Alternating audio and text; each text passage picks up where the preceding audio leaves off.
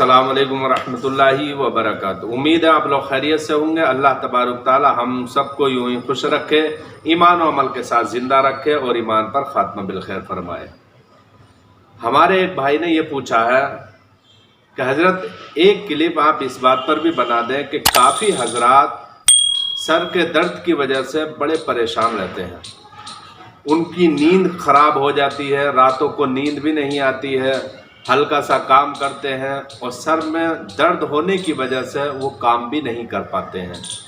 तो इंशाअल्लाह तबारुक ताला सर के दर्द के ताल्लुक़ से दो चीज़ें बताऊंगा। एक तो अमल बताऊंगा और दूसरा आप गले में अपने कोई चीज़ लिख कर गले में डाल देंगे, इंशाअल्लाह तबारुक ताला आपके सर का दर्द ख़त्म हो जाएगा।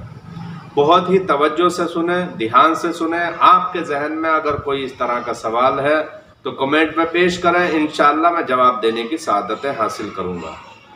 किसी कागज़ को लें और कागज़ को लेकर वो कागज़ बिल्कुल प्लेन और साफ़ सुथरा होना चाहिए और कागज़ पर आप उस पेन से लिखें जिस पेन के अंदर अल्कोहल ना हो, जिसकी रोशनाई के अंदर किसी नाजायज़ चीज़ की मिलावट ना हो, उसके ज़रिए से आपको प्लेन कागज़ पर लिखना है। लेकिन लिखने का अंदाज़ और तरीका ये होना चाहिए कि आप पहले वज़ू कर लें, वज़ू करने के बाद काबे की तरफ को अपना रुख कर लें, सर को किसी चीज़ से ढक लें, यानी या तो टोपी ओढ़ लें, और अगर कोई ख़वातीन है, इस्लामी बहन है, वो इस अमल को करना चाहती हैं तो सर पर दुपट्टा रख लें। उसके बाद आपको दुरूद शरीफ आऊज़ुबिल्लाह पढ़ने के बाद अब आपको 7 मरतबा बिस्मिल्लाहिर्रहमानिर्रहीम बिस्मिल्लाहिर्रहमानिर्रहीम इस तरीके से कागज़ पर 7 मरतबा आपको तस्मिया यानी बिस्मिल्लाहिर्रहमानिर्रहीम को लिखना है। लिखने के बाद उसको अच्छी तरीके से तह कर लें और तह करने के बाद धागे में अच्छी तरीके से बांधने के बाद उस पर कपड़ा लगाने के बाद अपने गले में बांध लें, और हो सके तो अगर आप टोपी लगाते हैं तो टोपी के अंदर सर में रख लें, और अगर आप इमामा वगैरह बांधते हैं तो आप अपने सर में रख लें।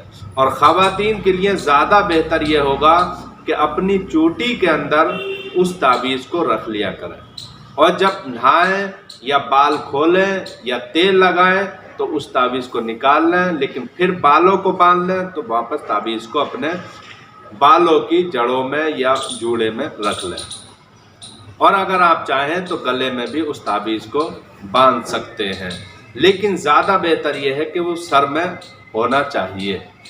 दूसरी बात ये तो रहा आपका ताबीज़, जो आप अपने घर के अंदर भी इस नक्श को, इस तहरीर को लिख सकते हैं और बांध सकते हैं अपने घर वालों में। अगर किसी को लिखना नहीं आता है तो किसी जानकार से आप उसको लिखवा लें, और लिखना आपको अरबी में ही है, यानी बिस्मिल्लाहिर्रहमानिर्रहीम अरबी में ही लिखना है, आपको इंग्लिश में या हिंदी में उसको तहरीर नहीं करना है। दूसरी बात यह है कि अगर आप सर के दर्द से बहुत ज़्यादा परेशान हैं, आपको सुकून नहीं मिल पा रहा है, आप गोलियों पर गोलियां खाते हैं, तो दूसरा अमल यह है कि आप सूरह हश्र की 3 आखिरी आयतें पढ़ लें और सर पर दम कर लें, क्योंकि ये हदीस है और रिवायत है जिसको देलमी ने रिवायत फरमाया है कि हुजूर अकरम नूर मुजस्सम सल्लल्लाहु ताला अलैहि वसल्लम ने मौलाए कायनात हज़रत अली करमल्लाहु वजहुल करीम से इरशाद फरमाया, ए अली, अगर तुम सर के दर्द की वजह से परेशान रहते हो तो सूरह हश्र की आखिरी 3 आयतें पढ़कर अपने सर पर या अपने हाथों पर फूंक कर अपने सर पर मल लिया करो, या अपने सर पर हाथ रखकर और सूरह हश्र की आखिरी 3 आयतें पढ़ लिया करो। इससे आपके सर का दर्द बिल्कुल ख़त्म हो जाएगा। सूरह हश्र 28वें पारे के अंदर है, सूरत नंबर 59 है और 3 आयतें हैं, इनको आपको पढ़ना है। اور پڑھتے وقت اپنے سر پر سیدھا ہاتھ رکھیں، اول آخر درود شریف پڑھیں۔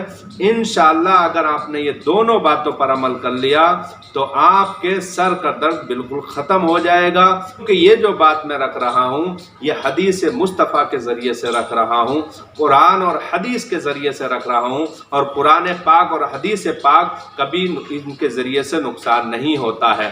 امید ہے آپ نے پوری بات سمجھ لی ہوگی۔ اللہ تبارک تعالی ہم سب کو ان طرح کی تمام بیماریوں سے، مہلک بیماریوں سے ہماری حفاظت فرمائے۔ السلام علیکم ورحمۃ اللہ وبرکاتہ۔